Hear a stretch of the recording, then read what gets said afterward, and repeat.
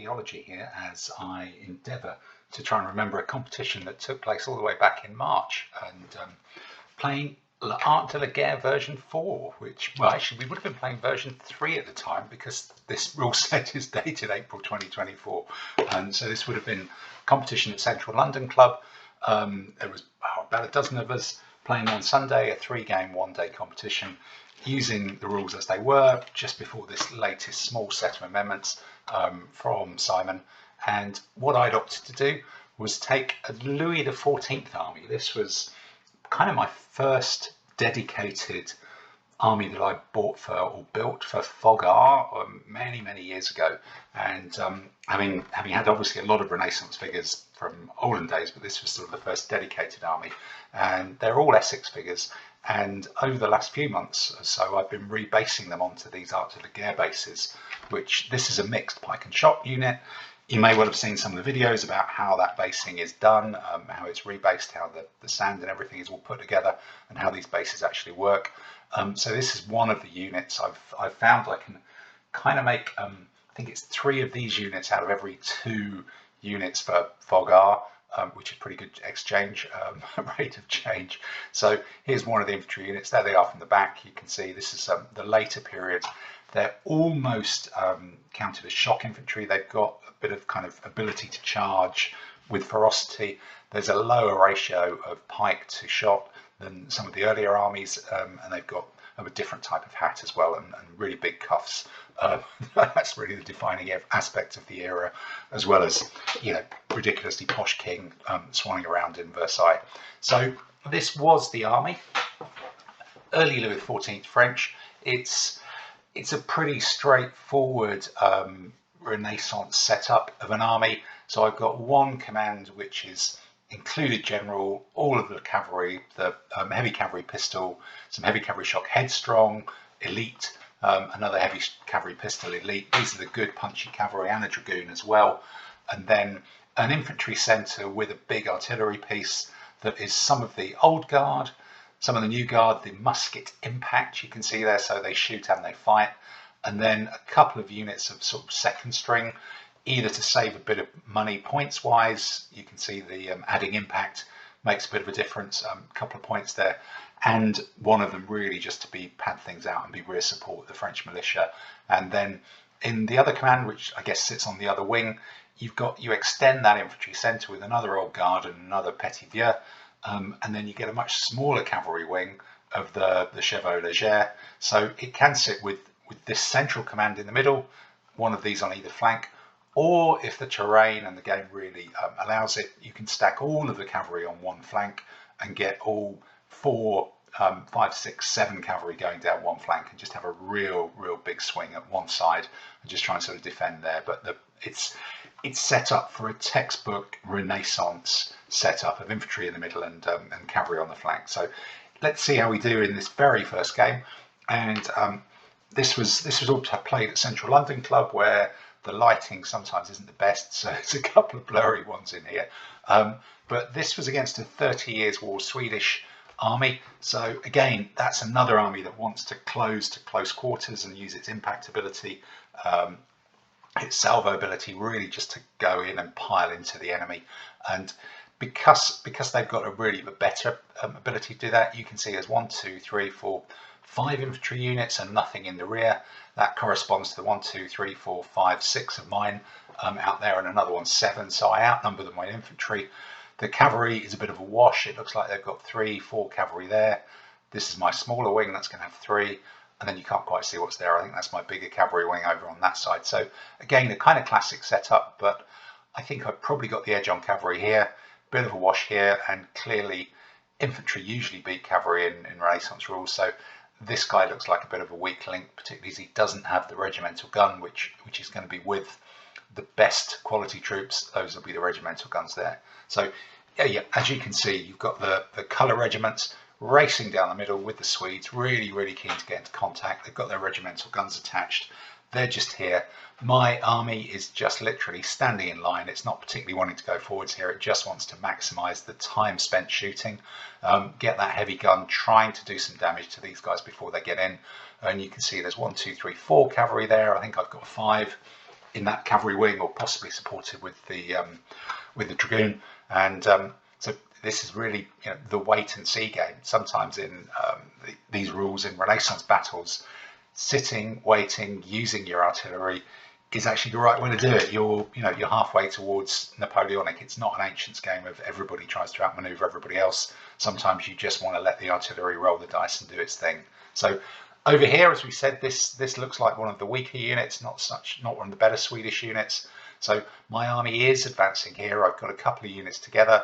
They're trying to close on this guy and outshoot him 2-1.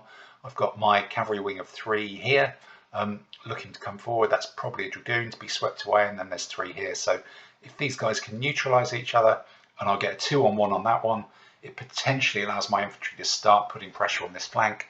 And in a way, every one of these infantry units in the middle, remember there's only 5, if I can clatter that one quickly, stops this one advancing, and suddenly it then becomes 3 against the rest of my army.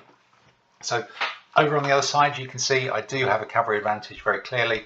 My cavalry are rushing forwards again to try and put pressure on if they can achieve a quick win, they'll put pressure on the flank of these infantry. This looks like one of my real second string infantry units. They're probably not the really raw guys, but just the non-impact, the non-petit vieux, and the dragoon is aiding their shooting as well. So if this guy comes forward, my cavalry are now past, that could put them in problems. Those cavalry are then going to have to commit to mine. Hopefully mine are better, and you've still got this advance down the middle as my gun carries on firing as fast as it can. So the cavalry, the battle is joined early, and you can see actually these guys, just need to point them out, they're some of the Blue Moon musketeers, which are pretty cool. Not sure whether they're exactly this period, but they're about as French as you get. The rest are all Essex figures, some downloaded flags from the internet. And this infantry unit's coming forwards. It can't really do anything about this. It's just got to hope its own cavalry do okay. I'm hoping for a quick breakthrough here to get into the flank of these guys, but this is one of my cheaper infantry units. I'm sort of resigned to them getting blown away anyway. So it's really how quickly the cavalry can come back. So in the middle, I think I've stepped forward with a couple of these units here, really to make sure that these two don't start to join in this fight, just to make sure they're very aware they do start shooting. But the gun here is hanging back, is just doing firing. This guy can't, this is really some sort of free shots, and it looks like the Swedes have brought their artillery up as well. And over here you can see sprouting a lot of markers on the Swedes. People are using different markers. I'm using these hit markers. So there's the shots fired, shots received here. The gun's doing something, starting to knock some holes in it. Yellow there, and it looks like I've come off the best in this cavalry fight, because that'll be 1, 2, 3, 4 hits, and that's only a single hit there. So this is going well. The cavalry fight is working in my favour, but it just needs to resolve quickly. Depends how tough the Swedes can be at hanging on. So if it does resolve quickly, suddenly this guy looks very isolated. He thought he was onto a real winner against these subpar infantry, but he could be in real trouble really quickly. And these guys so far haven't taken hits, so this is doing okay-ish. So over on the other side, looks like the cavalry melee has actually gone in as well. I've got my cavalry going in. There's other cavalry, I think one of them skittered away. I'm not quite sure why that is. This is also one of my cavalry who's taken a hit against the dragoons. So, but the good thing is this is a long way away from where my infantry is zeroing in on that end of the line, that infantryman who was on the end of the line. So I've got this 2-1 advantage. The cavalry, are going to struggle to interfere in that, so I should be able to force something with it.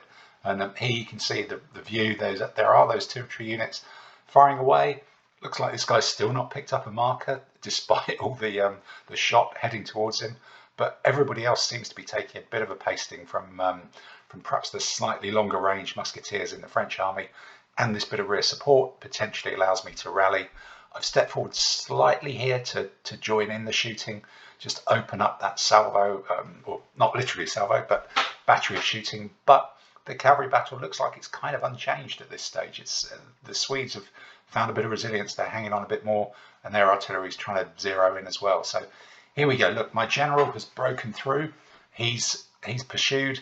This is him gone through, but I've taken a couple of hits. The musketeers have taken hits. This guy's still taking a hit.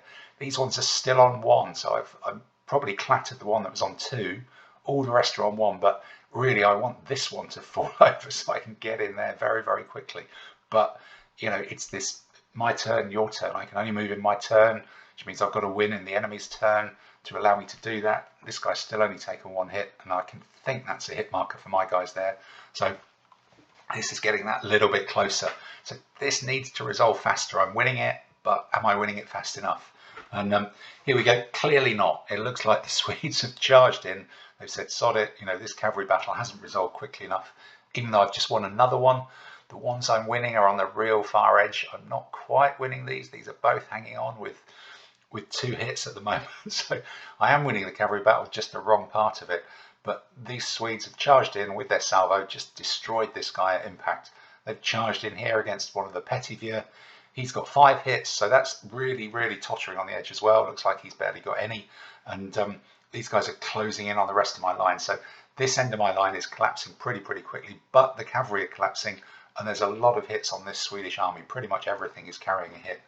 Here, my cavalry have absolutely obliterated the enemy cavalry here. They've just been wiped out. There's only this one left. He's in real trouble. He's going to have to run away.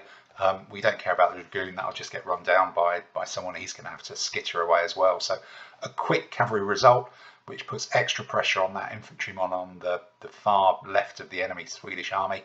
And here you can see my cavalry pursuing this guy as he races back. But this guy's still somehow proving remarkably bulletproof to all my shooting. It's just one of those heroic units that sometimes does that by the looks of it. Not managed to pick up any hits so far, and my infantry is starting to take a bit of a pounding as well. But you know, with the cavalry coming around, these guys coming around, they're suddenly very isolated.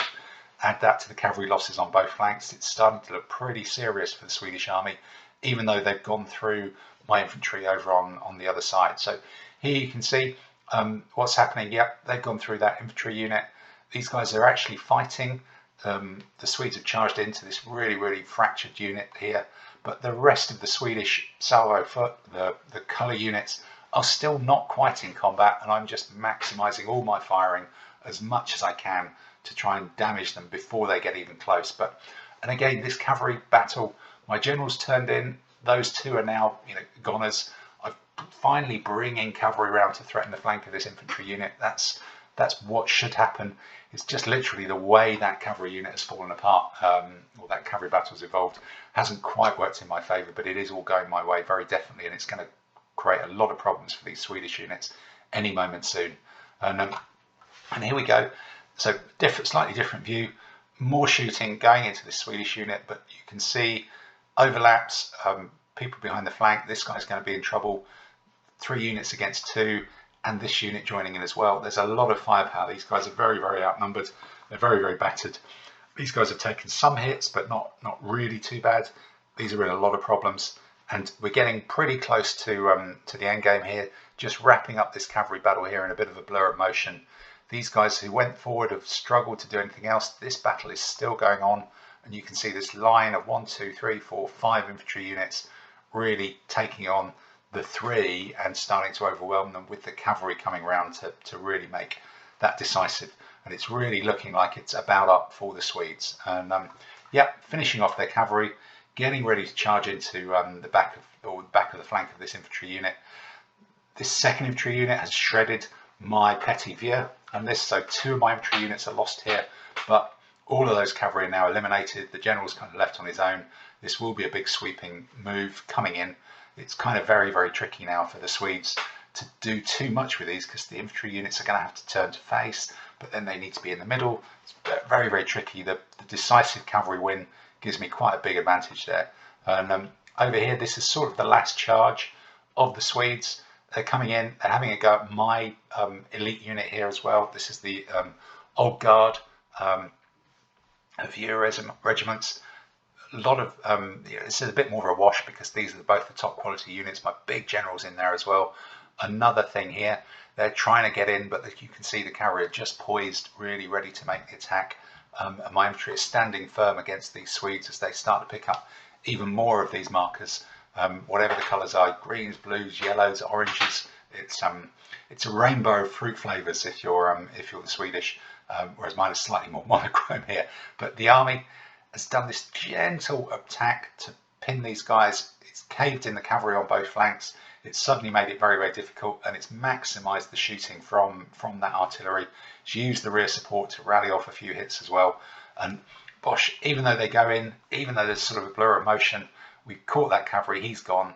These guys are ready to sweep in the back, and all my infantry is still fighting away here with overlaps, with extras against these, making numbers count against the Swedes. We've sacrificed a couple of units over on the other side, but just make numbers count in the main part of the battle and get the cavalry in on the flanks. And there you go, really. That's the end of the battle. It turns out a victory for the Louis XIV French in the first ever, or their first ever, competitive Art de la Guerre battle that's resolved in a pretty traditional way.